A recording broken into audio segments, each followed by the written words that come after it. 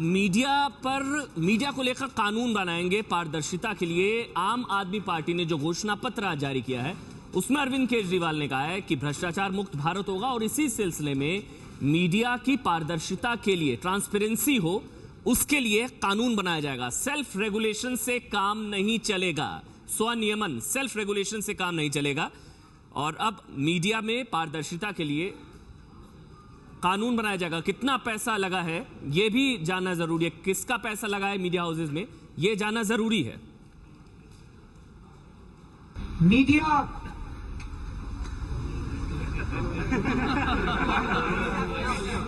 के अंदर ट्रांसपेरेंसी की जरूरत है, बहुत जरूरत है ना।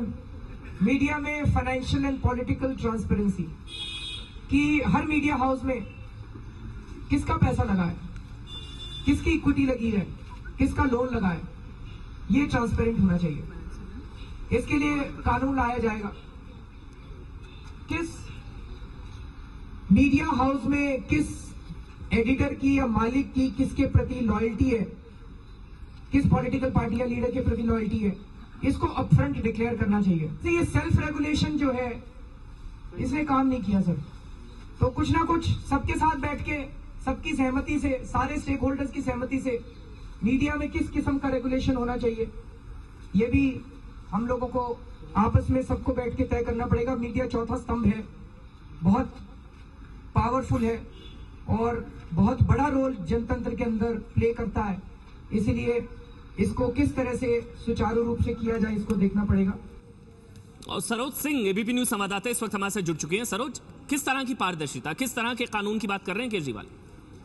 देखिए, पारदर्शिता ये कि किस चैनल का किस पार्टी से एफिलिएशन है, वो हमेशा ये पहले भी ये बात कहते रहे हैं, ये बताना बहुत जरूरी होगा। तो इसके लिए उन्होंने साफ कहा है कि जो भी उसके प्रमोटर्स या एडिटर्स हों, उनके पास किन किन चैनलों से एफिलिएशन है, किस किस पार्टी से वो संपर्क रखते हैं और किन उनका बेंट किस तरफ है, ये भी पता होना चाहिए। साथ ही साथ सोर्स ऑफ इनकम पता होना चाहिए और कितना उनके पास पैसा है, कहाँ से आता है, कैसे आता है, इन सब के बारे में वो चाहते हैं कि एक रेगुलेशन हो। और उन्होंने साफ कहा कि जो वर्तमान में सेल्फ रेगुलेशन है उससे वो काम करता नहीं देख पा रहे हैं और इसलिए जब वो सरकार में अगर आप पार्टी आती है तो इस तरह के एक उन्होंने सुझाव रखा है अपने मैनिफेस्टो की रेगुलेट किया जाएगा मीडिया को। हालांकि जब हमने पूछा कि क्या किसी को कमीशन को अपॉइंट कर वो इस तरह की रेगुलेशन लाने की बात कर रहे हैं, तो उस पर उन्होंने साफ कहा कि वो मिल बैठकर सारे एडिटरों से बात करेंगे।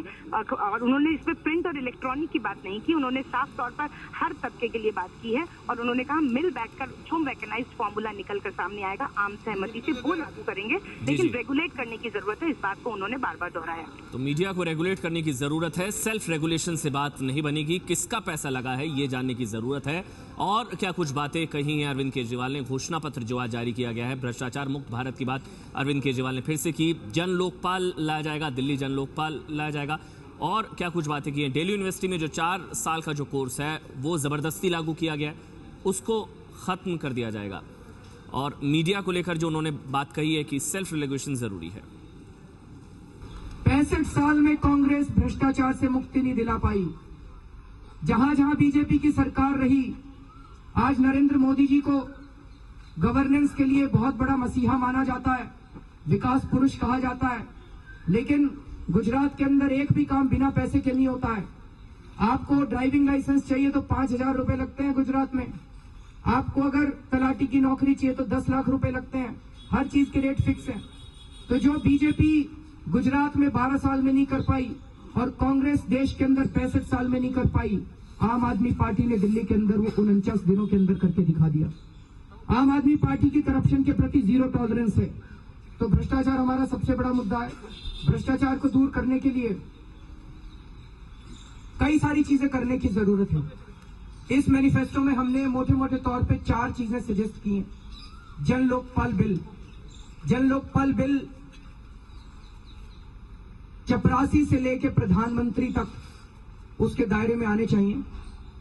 अगर कोई भ्रष्टाचार करे तो there should be certainty and swiftness of punishment.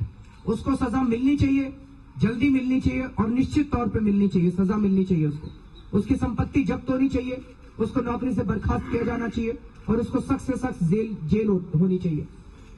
Citizen charter होना चाहिए कि हर काम के लिए समय सीमा निश्चित हो। उतने समय में अगर वो काम नहीं करता अधिकारी तो उसकी तनख्वाह काटी जाए जो कि नागरिक को मुआवजे के रूप में दिया जाए।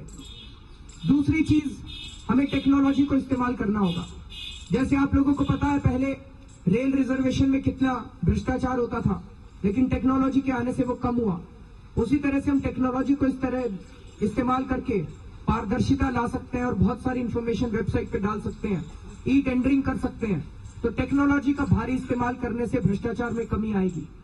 हमारे देश में जानबूझ के ऐसी ऐसी पॉलिसीज बनाई गई है ताकि बिजनेसमैन को, ट्रेडर्स को, इंडस्ट्रियलिस्ट को एक्सप्लॉइट किया जा सके, उनसे पैसा वसूली, हफ्ता वसूली, महीना वसूली की जा सके। ऐसे सारे प्रोसीजर्स को सिंप्लीफाई करने की जरूरत है, लेकिन उसके लिए अच्छी नीयत की जरूरत है, जो आज तक बीजेपी, कांग्रेस और अन्य पार्टियों की सरकार में अच्छी नीयत मिसिंग थी। अच्छी नीयत की सरकार आएगी, ईमानदार सरकार आएगी तो प्रोसीजर्स को सिंप्लीफाई किया जाएगा। और चौथा, डिसेंट्रलाइजेशन ऑफ पॉलिटिकल पावर, राजनीतिक सत्ता को डिसेंट्रलाइजेशन करने की जरूरत है, जिसे हम लोग स्वराज कहते हैं। लेकिन क्या मीडिया पर सरकारी निगरानी चाहती है आम आदमी पार्टी? ये बड़ा सवाल है। मेरे वरिष्ठ सहयोगी विजय विद्रोही है मेरे साथ। विजय, ये तो सीधे सीधे सरकारी निगरानी की बात हो रही है, सेल्फ रेगुलेशन से काम नहीं चलेगा, ये कह रहे हैं केजरीवाल। देखिए, अभी तक सेल्फ रेगुलेशन होता रहा है, मीडिया ने अपनी तरफ से भी पहल की है। जितनी भी सरकारें आई हैं, चाहे विधानसभाओं के अंदर राज्य सरकारें हों, चाहे केंद्र में सरकारें हों, सारी सरकारों ने इस व्यवस्था को माना है, मीडिया ने इस व्यवस्था को माना है। और सेल्फ रेगुलेशन के बहाने भी मीडिया में जो अगर कुछ कमियां हैं तो अपनी तरफ से दूर करने की कोशिश की है। शिकायत निवारण का एक पूरी व्यवस्था की गई है। और अब अरविंद केजरीवाल जो कह रहे हैं कि सेल्फ रेगुलेशन से काम नहीं चलेगा, सरकारी निगरानी रहेगी, तो सरकारी निगरानी यानी सरकार फिर अपनी चीजें थोपेगी। तो सरकार फिर तय करेगी कि मीडिया में क्या छपे, क्या नहीं छपे, टेलीविजन चैनल क्या दिखाएं, क्या नहीं दिखाएं, किस तरीके से दिखाएं। और एक आज़ाद मीडिया, एक स्वतंत्र मीडिया, उस पर जो उसकी सोच पर, उसकी आज़ादी पर, उसकी स्वतंत्रता पर कितनी पाबंदी लगेगी, ये देखने की बात होगी। और अभी भी किसी को अगर मीडिया से ऐतराज है तो वो मीडिया ने अपनी सेल्फ रेगुलेशन के तहत अपनी संस्थाएं भी बना रखी हैं, नियामक संस्थाएं, जहां वो जा सकता है, बाकायदा वो कोर्ट में जा सकता है, अदालतों में जा सकता है अपनी बात रखने के लिए। तो ऐसे में अरविंद केजरीवाल, जिसके लिए कहा जाता है कि मीडिया की भी एक चाहे जाने अनजाने रूप में बड़ी भूमिका रही है उनको यहां तक पहुंचाने में, बहुत से उन्होंने पत्रकारों को चुनाव मैदान में उतारा है। और अब वो अगर इस तरह की बात कह रहे हैं तो भी बड़े अफसोस। सवाल उठता है। सुधांशु मित्तल, बीजेपी के वरिष्ठ नेता, इस वक्त हमारे साथ फोनलाइन पर जुड़ चुके हैं।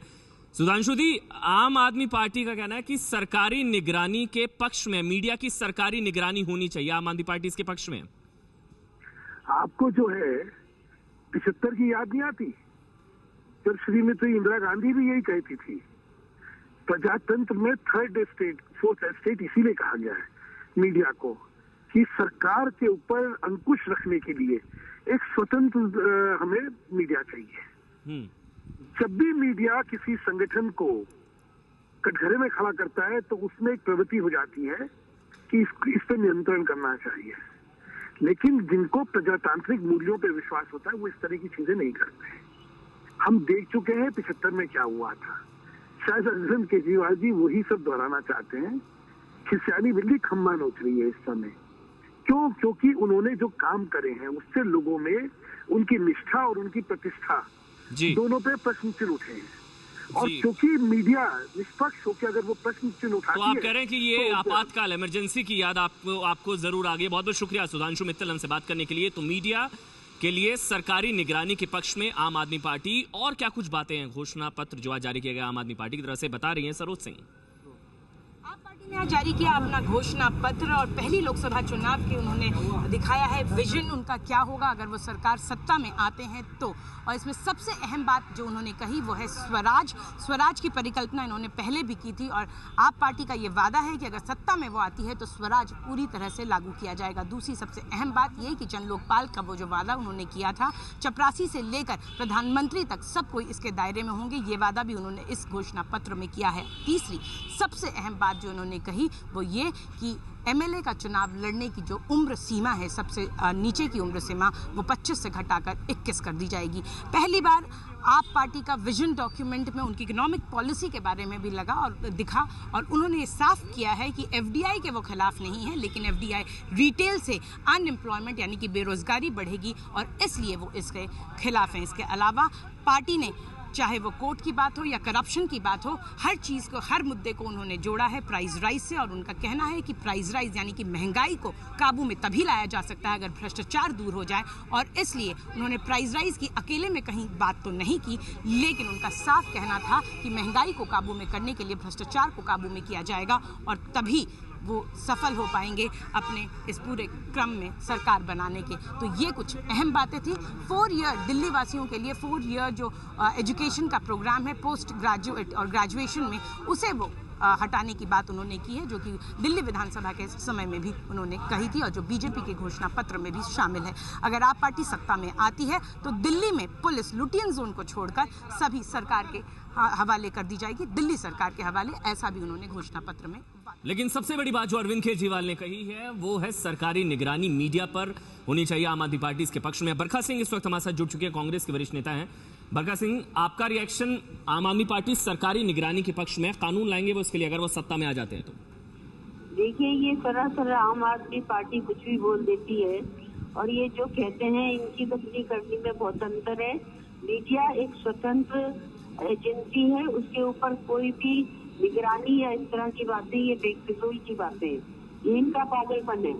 मीडिया आजाद है, मीडिया अपने आप में जो न्यूज दिखा सकते हैं, जो बता सकते हैं, उसमें ये इनका, मैं नहीं समझती हूँ कि इस तरह की बातें कोई मायने रखती हैं।